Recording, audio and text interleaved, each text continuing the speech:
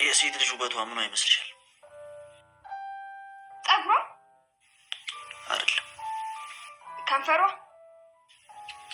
አይ እንደዛ ከሆነ ምናልባት ጆሮዋ፣ አይኗ፣ ቅርጿ። ያልሻቸው ነገሮች በሙሉ ልክ አይደሉም። ታዲያ ምን ሆነ?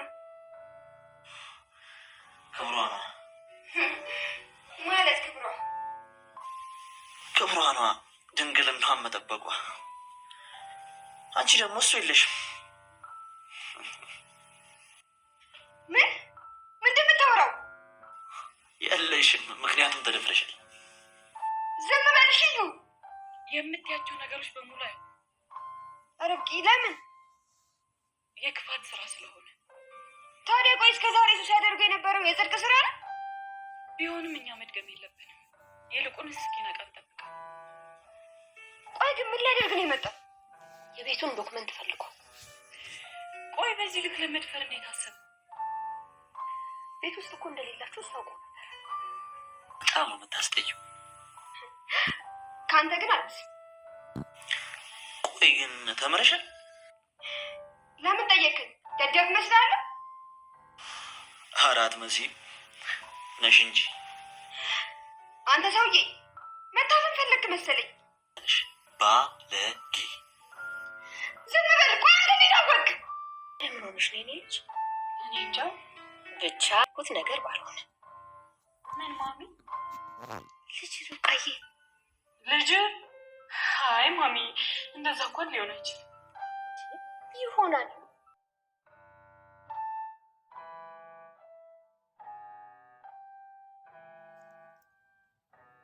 ኢዩኤል በአሁኑ ሰዓት ላይ የሚገኘው እነ ማሚቴ ቤት ውስጥ ነው።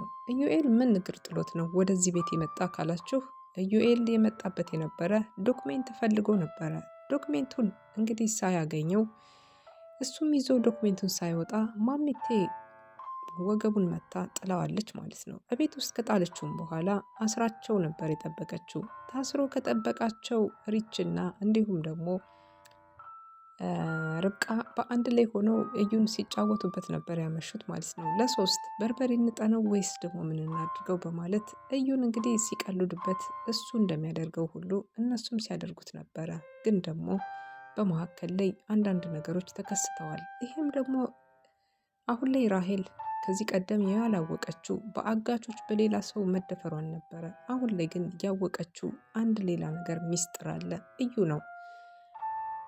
ምክንያቱም ደግሞ እጅግ በጣም አድርጎ እንደሚጠላትና እንደማይወዳት እየነገራት ለራሄል፣ ከዛም ራሄልም እኔ አንድ ሰው ቆንጆ ሊባል የሚችለው ምን ሲኖረው ነው በማለት የጠየቃትን ጥያቄ ጸጉር ሲኖረው በማለት ጸጉሯን ትነካለች፣ አይን ሲኖረው በማለት ሁሉንም ነገር ብትነግረው ቆንጆ ሰውነት ያለው እያለች ስትነግረው አይደለም፣ ክብር ነው፣ ድንግልና ያላት ሴት ይሄ ነው ክብሯ። ስለዚህ አንቺ ደግሞ ተደፍረሻል። ይሄ ማለት ደግሞ አንቺ ተደፈርሽ ማለት ክብር የለሽም፣ ምንም ውበት የለሽም፣ ከሱ በላይ ክብር ስለሌለ ውበት ስለሌለ በማለት እንግዲህ ሞራሏን ሲነካው ነበረ። እንዴት አወቅ ይሄንን እኔ መደፈሬን በማለት እሷም ጥያቄዋን አስከትላ ነበረ። ራሄል የጠየቀችው ጥያቄ ቀጥተኛ ነበረ። እንዴት አወቅ ይሄንን በማለት ስትጠይቀው እዩ ደግሞ እሱ ራሱ ያን የመሰለ ጊዜ እንዴት እንዳሳለፍኩት ትረሻለሽ እንዴ በማለት እንግዲህ ትውስታዋን ወደ ኋላ ቀስቅሶታል ማለት ነው። ይሄ ማለት ደግሞ እሱ በላከው ተላላኪ አማካኝነት ባገታት ሰው እሱ ሂደህ ይህንን ጊዜ ተጠቀምበት፣ ዝም ብለህ አታሳልፍ በማለት እንዲደፍራት አድርጓታል ማለት ነው። ይሄ ማለት ደግሞ አሁን ላይ እጅግ በጣም ያልጠበቀችው ነገር በመሆኑ ቢላዋ ይዛ መጣ በተኛበት ልትወጋው እየተገለገለች ነበረ። ይሄንን ነገር ደግሞ ያዩት ተይ እንጂ እንዳትወጊ በማለት እና ርብቃም ሲከተሏት፣ ርብቃም ያስደፈረኝ እሱ ነው፣ ይሄንን ሁሉ ያደረገብኝ ሴራ እሱ ነበረ በማለት ስትላት፣ ርብቃ ከሷ ቢላዋን ተቀብላ ርብቃም ደግሞ እሱ ልትወጋ ነበር።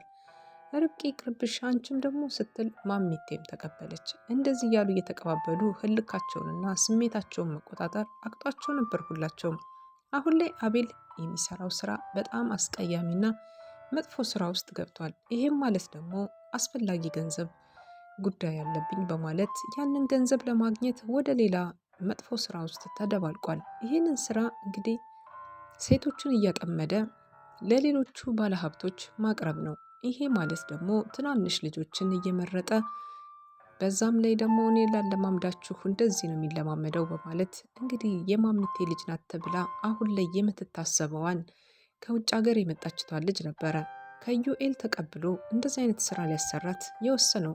ከወንድሙ ጋር ተሻርከው ሊሰሩት ያሰቡትን ስራ አሁን ላይ ኢዩኤል ወደ ቤት መጥቶ ባይያዝ ነበረ እውነት ያንን ነገር ያደርጉት ነበር በዚች ልጅ ላይ። ግን ዛሬ ላይ አሁን የማሚቴ ልጅ ተብላ የምትታሰበዋ ከውጭ ሀገር ድረስ መጣ በአመኔታ ከነሱ ጋር ብትቀመጥም አሁን ላይ ግን የሚያደርሱባት ሴራና መከራ እጅግ በጣም አስጸያፊ ሆኗል።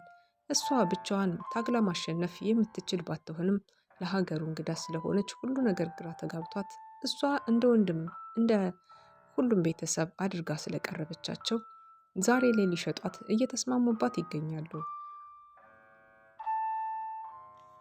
እንግዲህ የማሚቴ ባል እዩን ፍለጋ በወጣበት ሰዓት ላይ ሁሉን አካባቢ ሲያካልል ነበር። እዩ ይገኝበታል ያለውን ቦታ በሙሉ ነበረ እየፈለገ ነበረ። በዚህ ሰዓታት ውስጥ ላይ እዩ እንግዲህ ባይገኝም አሁን ላይ ግን አቤልን የማሚቴ ባለቤት ማግኘታቸውን አይተናል። የርብቃ አጎት አሁን ላይ ያገኘው አቤልን እንዴት ሊያደርገው ምን ሊያደርገው ይችላል? ምክንያቱም ደግሞ ልጅቷ እንደዚህ እያልሽ ትለማመጃለሽ ከደንበኞቻችን ጋር በማለት ከአንድ ግንድ ጋራ አስሯት ስለነበረ ከታች ቁጭ ባለችበት ቦታ ላይ ልምምዷን እየነገራትና አንዳንድ ነገሮችን ባለችው ሰዓት በእግሯን አንስታ ነበር የመታችው። በዛ ሰዓት ራሱን ሳት አድርጎ ትንሽ ከቆየ በኋላ እንዴት ትመችኛለሽ በማለት እንግዲህ ጠፍር አድርጎ እያሰራት እያለ ነበረ። በዛ ሰዓት ነበረ የማሚቴ ባል ብቅ ያለው። ምክንያቱም ከስተምሮቹ አሁን ሊመጡ ነው። ስለዚህ ደግሞ አሁን ላይ ተንቀሳቀሽ ነቃ በይ፣ አሁን ሲመጡ እንዳታስደነግጫቸው፣ ያኔ በጣም ጥሩ ሆነሽ ከስተምሮችን አስተናግጃቸው በማለት ነገሮችን እያስተባበለ ሲነግራት ነበረ። እሷም ነገሩ ግራ ተጋብታለች። ምክንያቱም የምትሄድበት የላትም፣ የምታውቀው ሰው የላትም። ለዩኤል ብትደውልለት ስልኩም አይሰራም። ምክንያቱም ደግሞ እነ ማሚቴ ጋር ስለሆነ አሁን ላይ ኢዩኤል እንግዲህ እና እንዲሁም ደግሞ አቤል ተደዋውሎ ነበር። ማሚቴ ድምፁን ሰምተዋለች። ይሄ አቤል አይደለም እንዴ በማለት ሲል ስትለው ከዛም በኋላ አቤል ነው ልጅሽ፣ በቃ ከዚህ በኋላ አታገኛትም፣ ፍቺኝ ማሚቴ፣ ልጅሽ እንዳትሞትብሽ ከፈለግሽ ፍቺኝ በማለት ለማሚቴ እንግዲህ ተደጋጋሚ ቃላቶችን ሲናገራት ነበረ። ማሚቴም ደግሞ ይህንን ነገር ቃሉን ለመስማት ፈቃደኛ የሆነች አትመስልም። ምክንያቱም ማሚቴ ያልፈለገችው ለመስማት ሁለት ነገር ይዛለች። አንደኛ እቤት ውስጥ መጥቶ ዶክሜንት ሊወስድ ነው። ሁለተኛ ይችን ልጅ እንዳስደፈር አውቃል። ሶስተኛ ነገር ደግሞ ልጇን እንዳገታ አውቋል። ግን ደግሞ የትኛው ይቅደም ብላ ግራ ተጋብታ መሀል ቤት ላይ ነው ያለችው። ብትለቀው በድጋሚ አሁንም ወንጀል መስራቱን ወደኋላ ስለማይል ስላወቀች ግራ ተጋብታ መሀል ላይ ያዝ ለቀቅ እያደረገችው ነበረ። ማሚቴ እውነት ሆኖ ተሳክቶ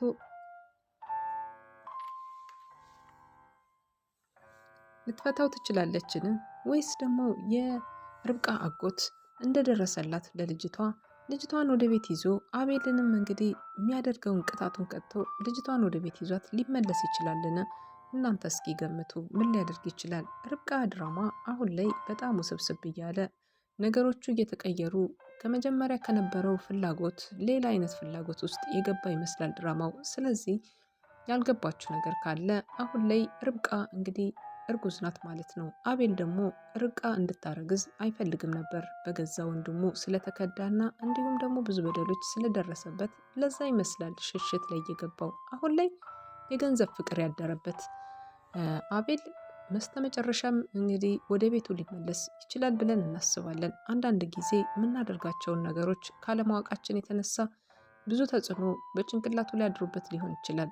እዩ ጋራ እንደዚህ አይነት ስግጫና ፍጥጫ ገብተው ያለው አሁን ላይ አቤል ከዚህ ህይወት ካልወጣ ብዙ ችግሮችና መከራዎችን ያስተናግዳል። ማሚቴም ሳትቀየር በዚህ ከቀጠለች ከርብቃ ጋራ ከጎኗ ትቆምላታለች ማለት ነው። ማሚቴም የምትወዳትን የናፈቀቻትን ልጇን ማግኘቱ አይቀሬ ነው።